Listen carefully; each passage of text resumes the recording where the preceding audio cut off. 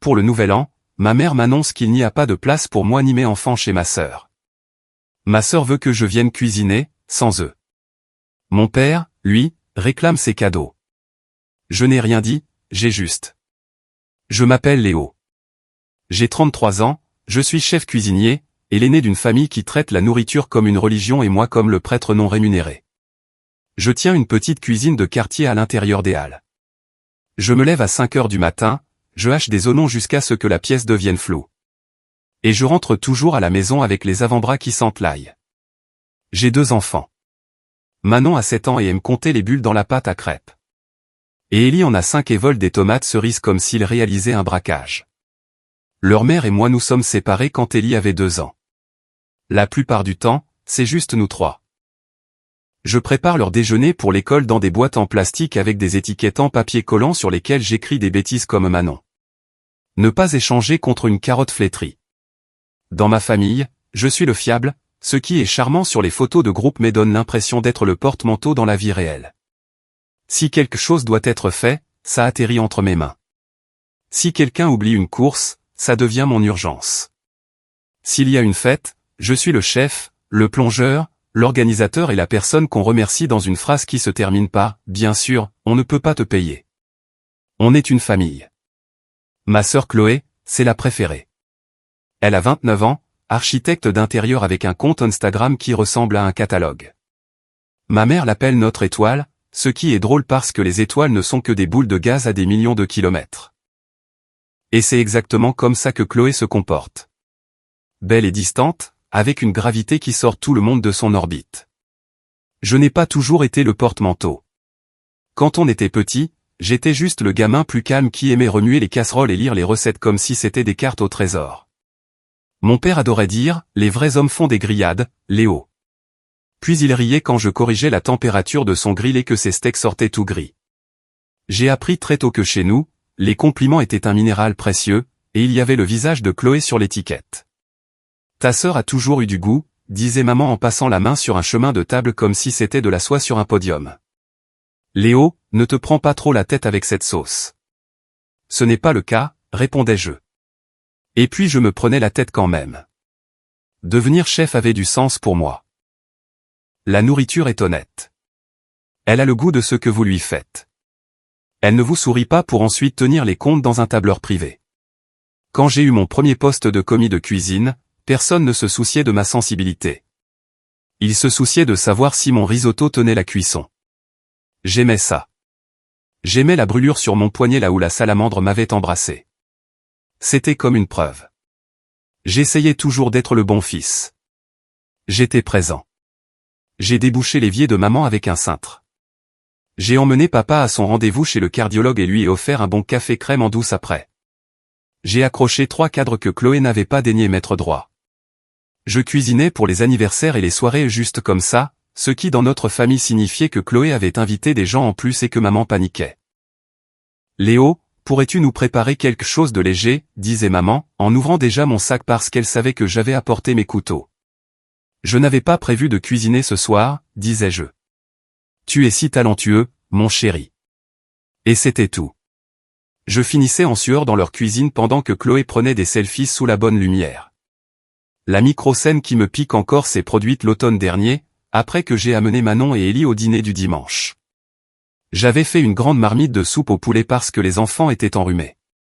Nous avons mangé, et pendant une seconde, tout semblait normal. Des bols chauds, le cliquetis des cuillères, Ellie pêchant la plus grosse carotte comme s'il était en haute mer. Puis maman m'a regardé et a dit, « Léo, la prochaine fois, fais peut-être quelque chose de, je ne sais pas, plus sophistiqué. Les amis de ta sœur sont habitués à des saveurs raffinées. » J'ai posé ma cuillère. C'est de la soupe au poulet pour des enfants malades. Chloé a ri doucement. Ne sois pas sur la défensive. Tu sais qu'on adore ta cuisine.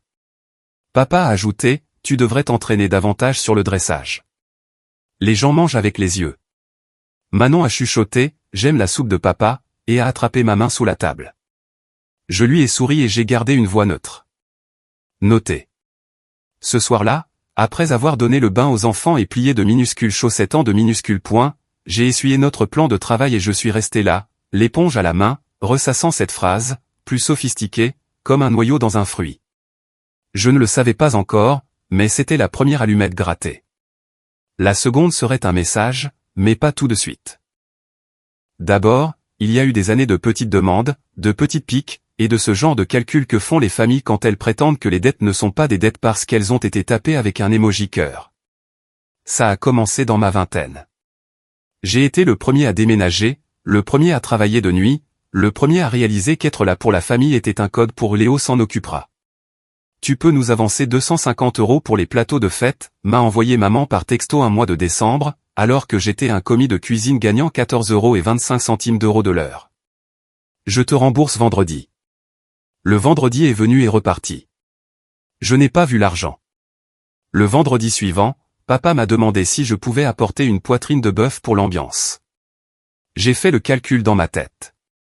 68 € pour la viande, 12 € pour les épices, 6 heures de cuisson que je ne pouvais facturer à personne. On réglera ça après, a-t-il dit. C'est la famille. L'après n'est jamais venu. À la place, maman a posté une photo de Chloé tenant un cocktail dans un bocal et a légendé, tellement béni. Quand mes enfants sont nés, les demandes ont changé de forme, mais pas de poids. Tu as tellement de chance, disait maman quand j'arrivais avec Manon en écharpe et 2 plats de lasagne. La cuisine, c'est naturel pour toi. La chance n'avait rien à voir là-dedans. Les lasagnes, ce sont des heures de préparation et un évier qui ressemble à une scène de crime, mais personne ne veut entendre un chef se plaindre de cuisiner. C'est comme demander à un maître nageur pourquoi il est mouillé. Les demandes de Chloé étaient toujours présentées comme des opportunités pour moi. Chérie, j'organise une soirée de présentation, m'appelait-elle, ses ongles cliquant sur son téléphone. Tu peux faire des bouchées apéritives? Quelque chose de bluffant mais pas cher. Et aussi, pas d'ail, ni d'oignon, ni de produits laitiers, et genre, pas de glucides. C'est de l'air, ça, répondais-je. Elle riait. Tu es hilarant. 19h le pire, c'était le nouvel an il y a 4 ans. J'économisais pour un nouveau four à convection pour mon stand. J'avais exactement 2130 € pour un appareil à 2800 €. Maman a demandé si je pouvais aider avec quelques petites choses pour le réveillon.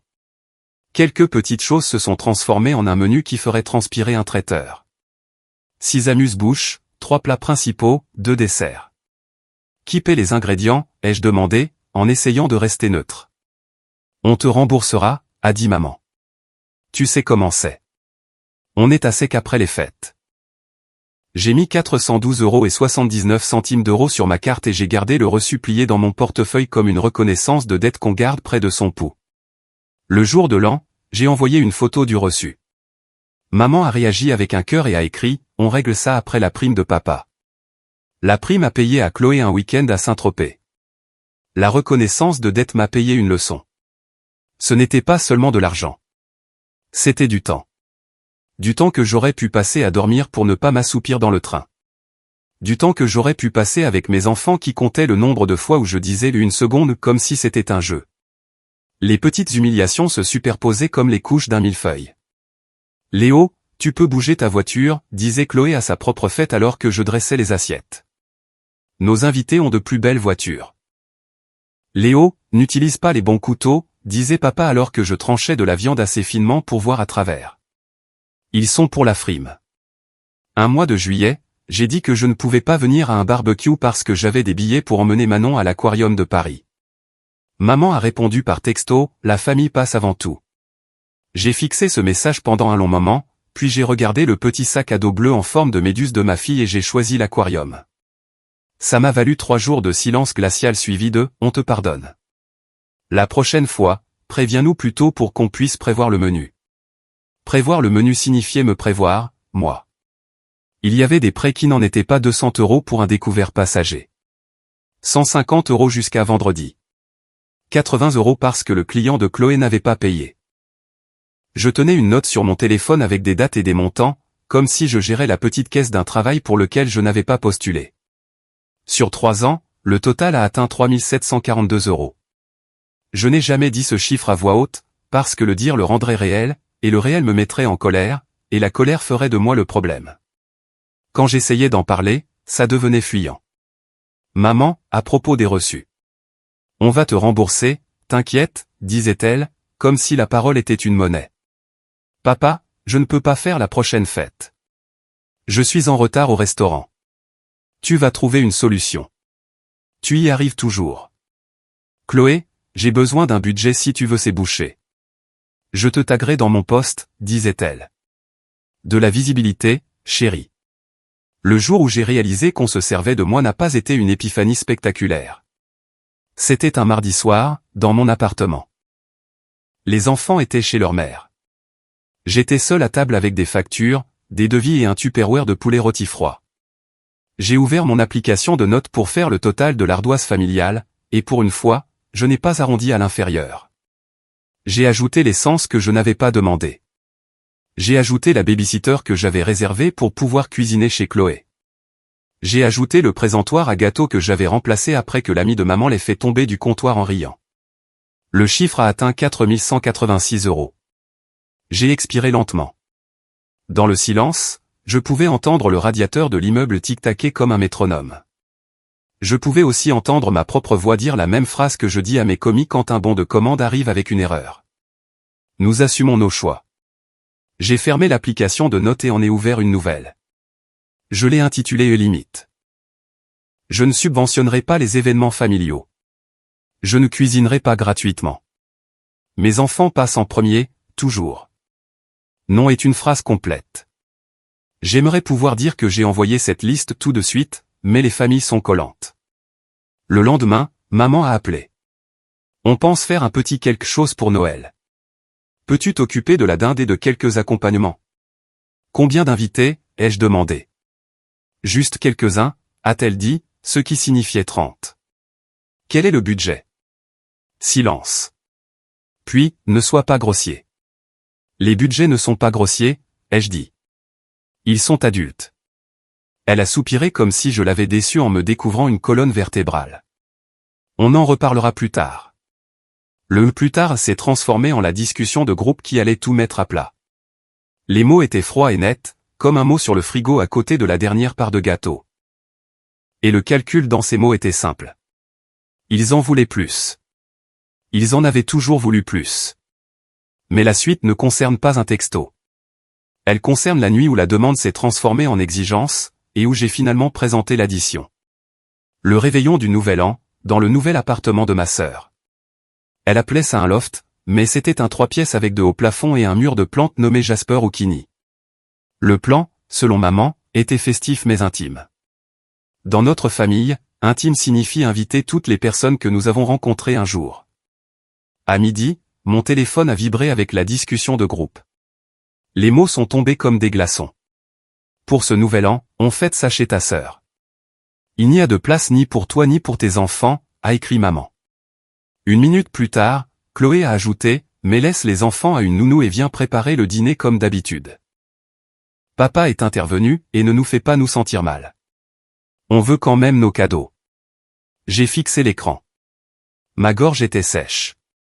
Comme quand on sort le pain du four trop tôt, qu'il n'est pas les qu'on sait qu'il devrait y retourner, mais quelqu'un a faim et on est fatigué. Je n'ai pas répondu. Pas tout de suite. À la place, j'ai préparé le sac de nuit de Manon et Ellie car ils passaient la soirée avec leur mère. J'ai préparé un petit kit de faux nouvel an, 2 cotillons, des chapeaux, une horloge que j'ai dessinée sur une assiette en carton, et nous avons fait notre décompte à 17 h dans mon salon. 10, 9, 8. Criait Manon comme si les voisins devaient l'entendre. Je leur ai embrassé la tête, les ai confiés à leur mère à la porte, et j'ai conduit jusqu'à chez Chloé parce que certaines habitudes ont la vie dure. La porte de l'ascenseur s'est ouverte sur des rires et des verres qui trinquent.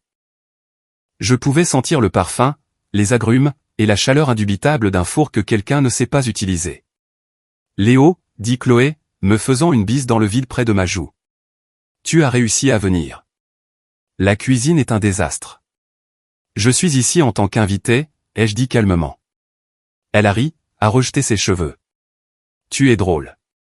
Maman est dans le salon. Je suis entré. Maman m'a regardé comme si j'étais une livraison en retard. Papa était déjà dans un fauteuil, faisant défiler son téléphone. Le manteau dans la chambre d'amis, dit maman. Peux-tu commencer les canapés? Le four est trop chaud. Les autres sont trop froids. Quelque chose ne va pas, je ne cuisine pas, ai-je dit, du même ton que j'utilise pour dire à un fournisseur qu'il m'a livré 10 kilos d'ailes de poulet en moins. Elle a cligné des yeux. Quoi? Je suis là pour 1 heure. Ensuite, je rentre chez moi. J'avais répondu non pour le service traiteur. Papa a levé les yeux. Ne commence pas, j'ai sorti un dossier de mon sac et l'ai posé sur le comptoir. À l'intérieur se trouvait une facture imprimée en noir et blanc. Simple. Service traiteur du Nouvel An. Menu 6 juin. Main-d'œuvre, 8 heures à 45 € de l'heure. Estimation des ingrédients, 350 € à 500 €. Total, 710 € à 860 €. Conditions, 50% d'acompte pour réserver. Paiement sous 7 jours. Chloé a reniflé. C'est une blague? Non, ai-je dit. C'est une limite. Léo, a chuchoté maman, la voix tendue. Ne nous mets pas dans l'embarras. Un cousin est passé avec un verre et a eu un temps d'arrêt, comme s'il était tombé sur une salle d'audience. J'ai gardé ma voix égale. Vous m'avez dit qu'il n'y avait pas de place pour mes enfants, mais qu'il y en avait pour mon travail. Ce n'est pas comme ça que ma vie fonctionne. Arrête d'être dramatique, a dit papa. C'est juste une nuit. Ce n'est pas juste une nuit, ai-je dit en le regardant dans les yeux. Ce sont des années. Ce sont 4186 € de dette. C'est me faire dire de laisser mes enfants avec une nounou pour que je puisse faire sauter des légumes gratuitement. C'est me faire dire de ne pas vous faire sentir mal pendant que vous me demandez des cadeaux. Chloé a croisé les bras. Tu ramènes toujours tout à l'argent. Non, ai-je dit. C'est vous qui le faites. Vous ramenez tout à mon argent, mon temps, mon travail. Moi, je ramène les choses au respect. La voix de maman est devenue douce et tranchante à la fois. Nous sommes une famille. Exactement, ai-je dit. C'est pourquoi je dis cela calmement. Je ne cuisine pas. Si vous voulez un traiteur, voici ma grille tarifaire. Si vous voulez votre fils, je suis ici en tant qu'invité pour 1 heure. La pièce est devenue silencieuse de cette manière pesante que les pièces ont quand la musique s'arrête et que tout le monde se rend compte que la chanson couvrait l'attention. Tante Léa s'est approchée comme une diplomate. Mon chéri, tu ne peux pas aider juste un petit peu? Non, ai-je dit. Pas comme ça. Les yeux de maman ont lancé des éclairs. Après tout ce que nous avons fait pour toi. J'ai levé une main. Il ne s'agit pas de vengeance. Il s'agit de tourner la page. Papa a ricané. Tourner la page sur quoi? Sur le fait que je sois le porte-manteau, ai-je dit. Sur le fait que vous utilisiez On est une famille comme une arme pour obtenir du travail professionnel gratuitement. Sur le fait qu'on me dise qu'il n'y a pas de place pour mes enfants, mais qu'il y en a pour mes mains. Chloé s'est rapprochée, la voix basse. Tu gâches ma soirée. J'ai regardé l'îlot central couvert d'ingrédients à moitié préparés. Ta soirée a été construite sur une personne que tu ne respectes pas. Pendant une seconde, j'ai cru que papa allait crier. Au lieu de ça, il s'est penché en arrière et a dit, si tu sors d'ici, ne reviens pas. J'ai hoché la tête. Ça aussi, c'est une limite. La mâchoire de maman s'est serrée. Au moins, ne fais pas de scène. Je suis très calme, ai-je dit. Et je l'étais. Mon cœur ne s'emballait même pas. J'avais l'impression de dresser un plat que j'avais répété 100 fois. J'ai pris mon manteau dans la chambre d'amis, j'ai retraversé le salon et j'ai posé la facture sur le comptoir comme un drapeau de trêve avec des chiffres dessus. Alors que j'atteignais la porte, maman a dit, on attend toujours nos cadeaux. Je me suis retourné. Vous en recevez un. Il s'appelle Moi cessant de me mentir à moi-même. Puis je suis parti. Les portes de l'ascenseur se sont refermées. Dans l'acier poli, j'ai vu mon visage. Fatigué, oui, mais stable. À minuit, pendant que des inconnus applaudissaient, j'étais assis sur mon canapé avec un bol de soupe réchauffée et j'ai envoyé bonne année à 2 petites personnes qui sont les seules à avoir droit à mon travail gratuit pour toujours. Le premier jour de l'année est arrivé avec 23 appels manqués. À midi, le compte était à 41. 3 messages vocaux de maman qui passaient du glacial aux larmes à la nostalgie militante. 2 de papa, rappelle-moi et grandis un peu. 7 textos de Chloé, une photo d'une tarte effondrée, une vidéo de fontaine de cierge magique, un paragraphe sur comment mon énergie avait ruiné son ambiance, et une seule ligne qui disait « Tu devrais t'excuser auprès de maman ». J'ai posé mon téléphone face contre table et j'ai fait des crêpes avec les enfants quand ils sont revenus cet après-midi-là. Deuxième réveillon du Nouvel An. Ai-je dit, et nous les avons mangés dans une cabane en couverture. Le 2 janvier, ma tante Léa a envoyé un long message qui commençait par « Je t'aime » et se terminait par « Aide-les juste cette fois-ci ». J'ai tapé et effacé 4 réponses avant d'envoyer « Je ne discuterai pas de cela par message groupé. Si maman et papa veulent parler respectueusement de l'avenir, je répondrai. » Plus de disputes sur le passé. Je m'attendais au silence après ça. Ce que j'ai eu, c'est une escalade déguisée en inquiétude. Maman, on s'inquiète pour toi. Moi, je vais bien. Maman, tu as toujours été sensible. Ce n'est pas sain. Moi, ma limite est saine. Papa, ta mère n'a pas dormi. Moi, c'est regrettable. Papa, nous sommes déçus. Moi, je sais. Chloé a posté un carrousel sur Instagram. Reconnaissante pour une belle nouvelle année en famille. Sur la 3e diapositive, on pouvait voir la tarte crue que je n'avais pas cuite. Sur la 5e, une photo des yeux de maman qui brillaient un peu trop. La légende se terminait par « Certaines personnes se soucient plus d'elles-mêmes que des autres ».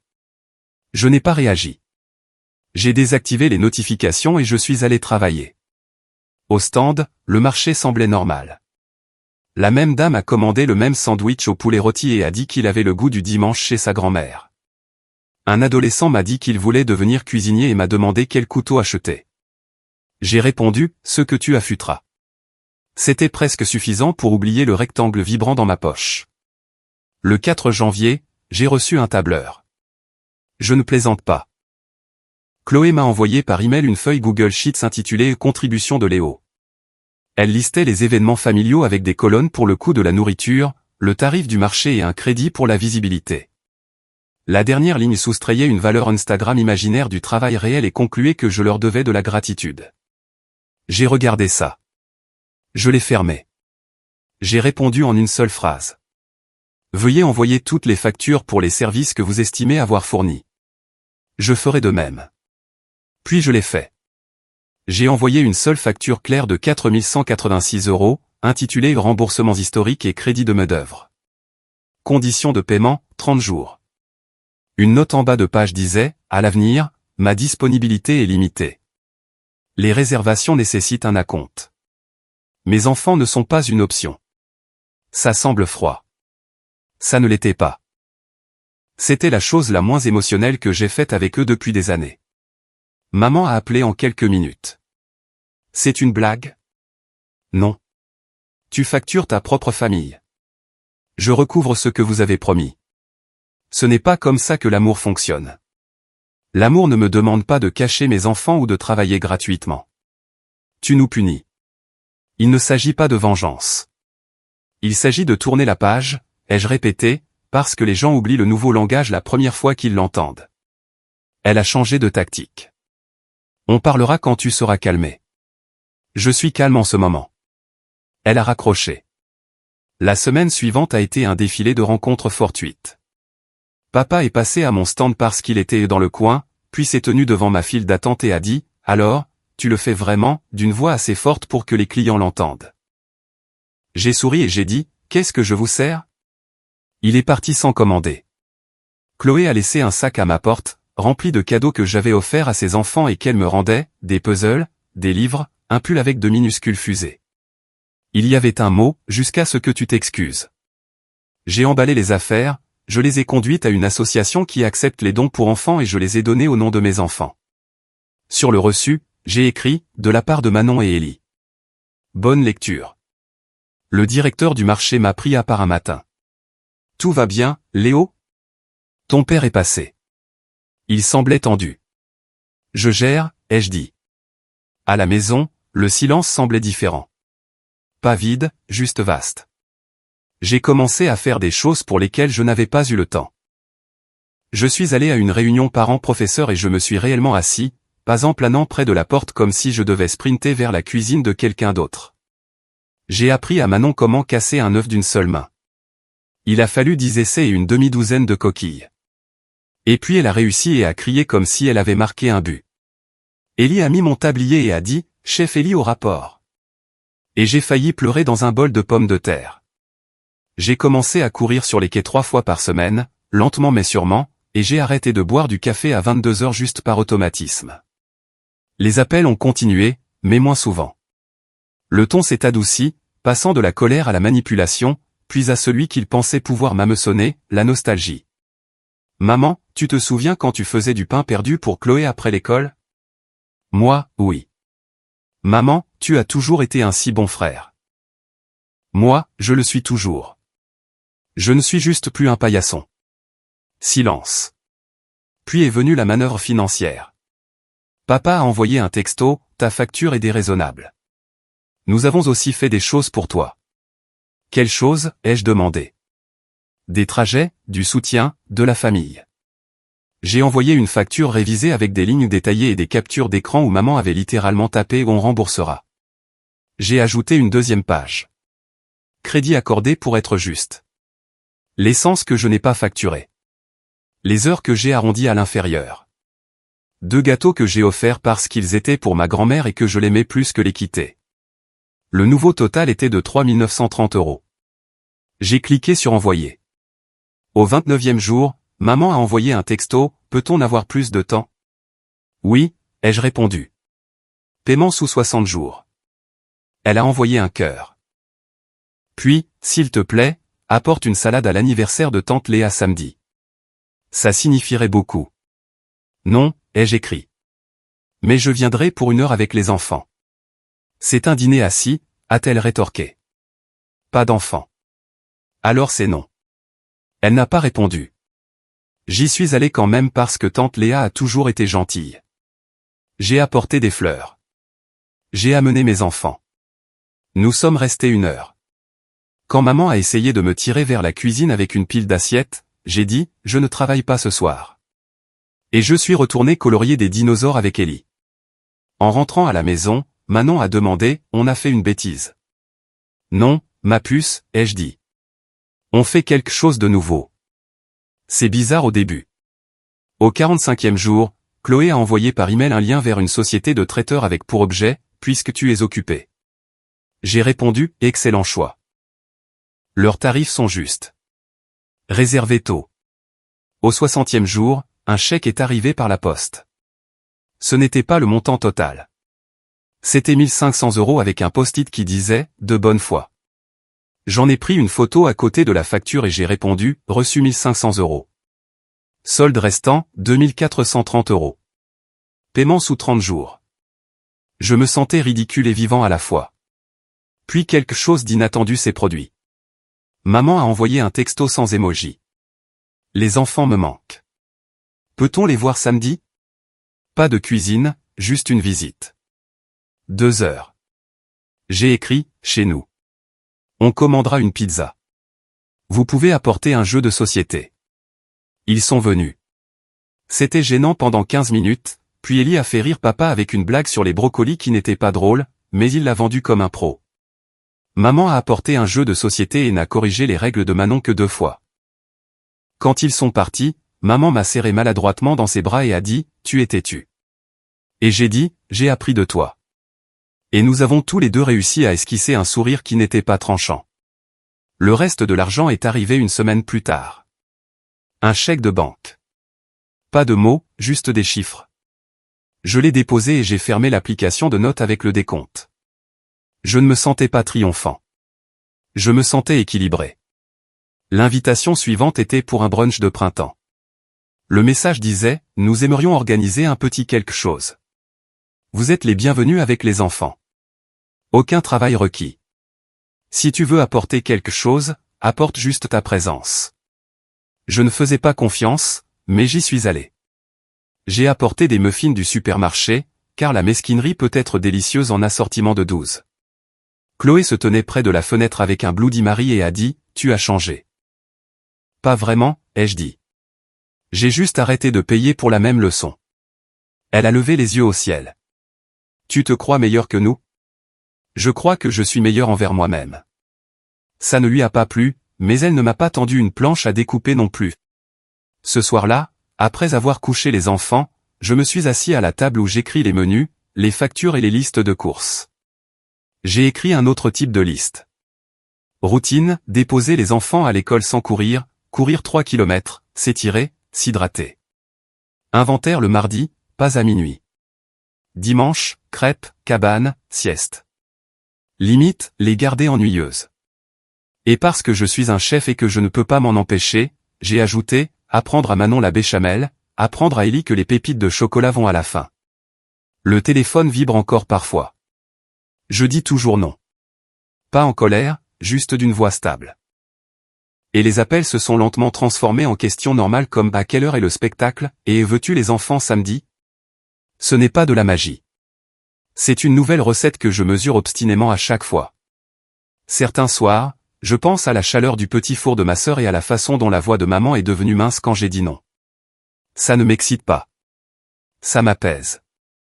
Les gens disent que les cuisines sont une question de feu. Elles sont aussi une question de timing.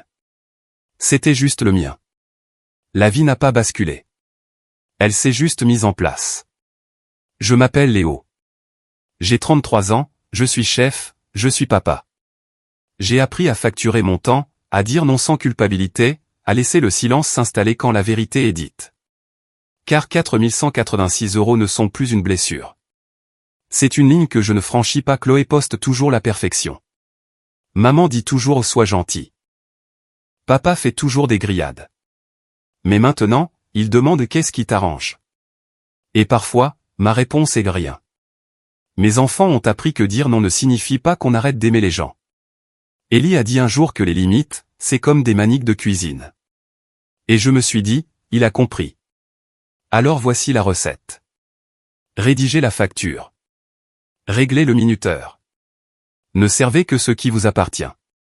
S'ils disent qu'il n'y a pas de place pour vous ou vos enfants, créez votre propre table.